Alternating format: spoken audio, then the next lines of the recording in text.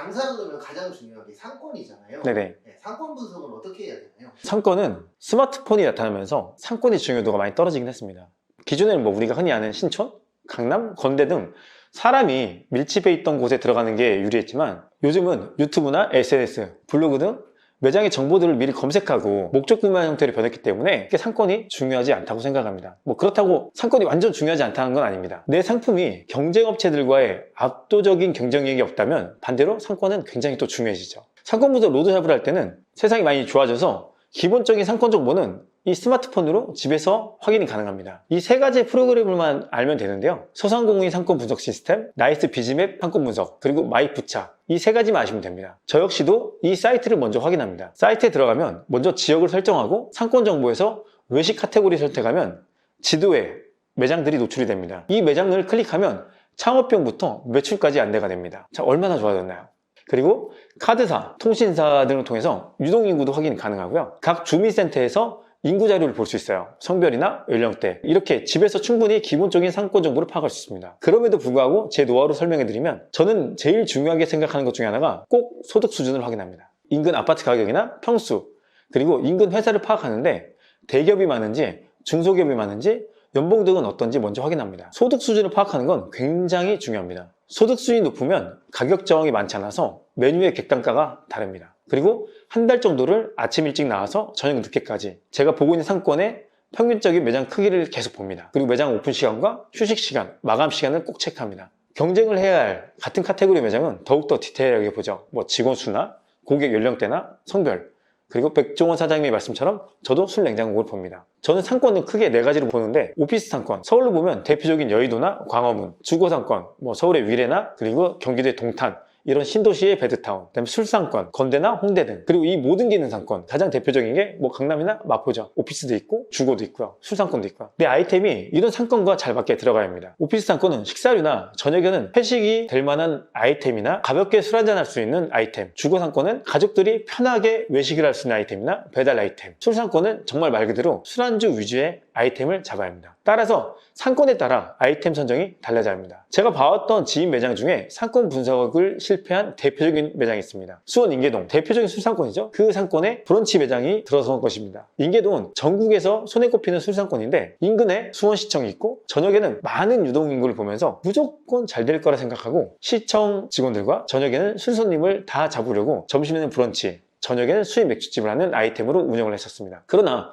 얼마 가지 못해 무너졌죠. 점심에 시청 직원들의 유입을 원했으나 점심시간에는 왕복으로 다니기에는 거리가 좀 멀었고, 직장인들에게는 이러한 이동시간이 굉장히 중요한데 이 부분 생각하지 못한 것. 그리고 브런치는 여성이 주 고객인데 공무원들은 보통 팀 단위로 식사를 많이 하기 때문에 어린 여성들은 좋아할 수 있겠지만 40대 이상의 남성들은 즐겨하지 않는 메뉴였죠. 매일 먹을 수 있는 음식이 아니면서 국밥 등과 같이 빠르게 나오는 음식도 아니고 여유를 갖고 음식을 먹어야 하는데, 직장인들에게는 점심시간에 시간적인 여유가 없어서 빨리 먹고 좀 쉬고 싶어하는 경향이 있습니다. 그리고 그 좋은 저녁 술상권에서는 안 된 이유는 분위기가 술을 먹기에는 너무 밝은 분위기에 안주 가격과 술안주 가격이 쉽게 접근하기에 어려웠으며 비쌌었습니다. 젊은 층이 많은 술상권인데 부담되는 가격이었죠. 유동인구가 많은 것만 보고 두 마리의 토끼를 잡으려 했지만 다 놓쳐버린 겁니다. 정말 상권을 잘 보고 들어가셔야 합니다. 겉으로 보이는 게 다가 아니며 적어도 2주 이상은 매일 주말까지 포함해서 아침, 점심, 저녁 다 보고 잘 되는 시간대, 고객층, 고객 나이대, 그리고 잘 되는 매장을 꼭 분석을 하셔야 합니다. 나만이 추천하는 상권이 있다면, 저는 내가 팔려는 상품이 경쟁력이 있다면 엄청난 대박이 아닌 꾸준하게 수익이 나올 만한 오피스 상권을 추천드립니다. 오피스가 많이 모여있는 곳은 점심은 기본적으로 되고 저녁에도 회식 등 다양한 방법으로 매출을 올릴 수 있는 방법이 있어서입니다. 다만 대중교통이 10분 이상 걸어가야 할 먼 거리가 아니어야 합니다. 그럼 월세가 비싸잖아? 이렇게 생각하시겠지만 이런 상권은 지하나 2층에도 잘 되는 곳들이 많습니다. 그리고 오피스 상권의 단점 중에 하나인데, 주말에는 주 5일의 영향으로 매출 하락은 피할 수 없지만 이때 직원들 휴무와 본인 휴무를 하면서 워라밸을 즐기시면 됩니다. 기계도 사람도 쉬어야 더 열심히 할 수 있다고 저는 생각합니다. 내가 지치면 서서히 하나씩 무너지더라고요. 자, 두 번째, 배달 상권 분석인데, 배달 장사를 처음 시작하시는 사장님들을 위해서 가장 쉽고 간단하게 상권 분석을 하는 방법에 대해서 말씀드리도록 하겠습니다. 배달 브랜드 같은 경우는 카테고리를 꼭 확인해야 합니다. 내가 하고자 하는 아이템이 잘 되는 지역을 찾아야 하는데 간단합니다. 배민에 들어가 내 아이템과 동일하거나 비슷한 업체를 찾아 최근 주문수를 확인하고 리뷰를 확인하면 됩니다. 만약 돈가스를 브랜드를 하겠다 그러면 배달의 민족 검색이 들어가서 돈가스를 검색하고 주문 많은 순서로 매장을 구분해 줍니다. 그러면 1위부터 주문 많은 순 10위까지 돈가스 집이 몇 개인지 그 돈가스 매장 정보에 나와 있는 최근 주문수 리뷰들을 확인하면 됩니다. 그 10위 안에 돈가스 매장이 많고 주문수와 리뷰수가 많으면 이 상권은 가능성이 있는 곳이고, 리뷰와 주문수가 작으면 상권이 없다고 판단하시고 다른 곳을 이와 같은 방법으로 찾으시면 됩니다. 퇴사하고 창업하시는 분들이 많으시잖아요. 네네. 왜 그렇다라고 생각을 하세요? 제 친구들이 최근에 제 매장을 하는 사람들이 있었는데 정말 좋은 대학교를 나왔어요. 정말 좋은 직장을 다녔는데 막상 그만두니까 할 게 없는 거예요. 왜? 내가 다른 회사에 취직을 하고 싶어도 취직 자체가 어려운 거죠. 기존에 했던 일들이 오피스 사무 업무를 봤었잖아요. 젊은 층들이 많기 때문에 대기업이나 정말 좋은 조건의 연봉을 주는 회사에서는 연봉을 많이 주면서 나이가 있는 분들을 뽑진 않습니다. 그렇기 때문에 이분들이 갈 곳이 없는 거예요. 그리고 심지어 지금은 퇴사율이 되게 많아진 것도 있지만 지금 퇴사하는 분들, 명퇴하는 나이가 굉장히 낮아졌습니다. 제가 얼마 전에 봤을 때 평균이 40대 후반으로 나오더라고요. 그분들이 지금 퇴사를 하더라도 퇴직금 가지고 할 수 있는 게 정말 없다고 생각하시면 됩니다. 그 퇴직금으로 가정을 꾸려나가기가 쉽지 않다는 거죠. 많이 받아봐야 2억, 3억인데 그 돈으로 과연 20, 30년을 버틸 수 있을까요? 그렇기 때문에 이쪽 창업 쪽으로 계속 사람들이 몰릴 수밖에 없습니다. 힘든데도 할 수밖에 없는 상황이라. 맞아요. 할 수밖에 없는 상황이에요, 지금은요. 이분들이 이런 과대 광고에 혹해가지고 대부분 다 빠지는 거, 이쪽으로 빠져서 뭐 예를 들어서 예전에 보면 뭐 저가커피, 뭐 기획 프랜차이즈들이 되게 많았어요. 예를 들어서 옛날 얘기입니다. 뭐 대만 카스테라 엄청나게 유행했잖아요. 그런 것들을 해서 이제 돈 벌려고 했던 분들이 많죠. 그래서 거기에 투자금을 많이 넣고 처음에 오픈했던 매장들 매출을 보니까 진짜 잘 될 것 같은 거예요. 근데 내가 오픈하니까 끝나버린 거죠. 유행도 끝나버리고 하고 나니까 나는 이제 기술이 없고 퇴직금 날라가고 이 적자를 메꾸기 위해서 대출받고 그 악순환이 되면서 결국은 빚쟁이가 되는 겁니다. 아까 이야기하신 것처럼 대부분 이제 돈을 많이 벌고 싶어 하니까 네네. 자본금을 많이 넣었잖아요. 네네. 그 부분에 대해서 전 절대 반대예요.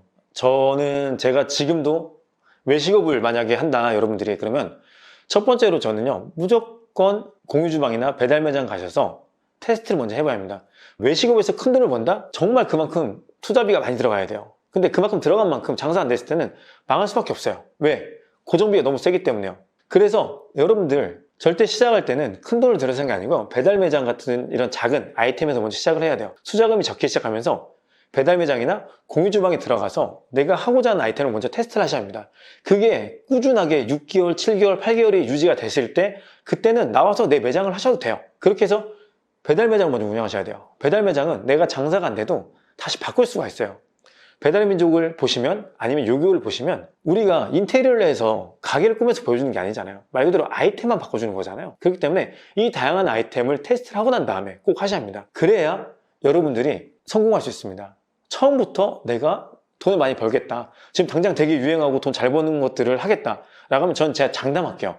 5년 안에 아니면 2년 안에 망할 겁니다. 절대적으로 꼭 테스트를 직접 해보고 난 다음에 6개월, 1년 이상 해보고 난 다음에 꼭 도전하시기 바랍니다. 마무리 인사해 주시면 돼요. 오늘 제 얘기가 조금이라도 도움이 되었기를 바라며 이만 영상을 마무리하도록 하겠습니다. 궁금한 내용이 있으시면 아래 댓글이나 메일로 연락 주시면 최선을 다해서 답변을 드리도록 하겠습니다. 감사합니다. 임사부 임정훈이었습니다.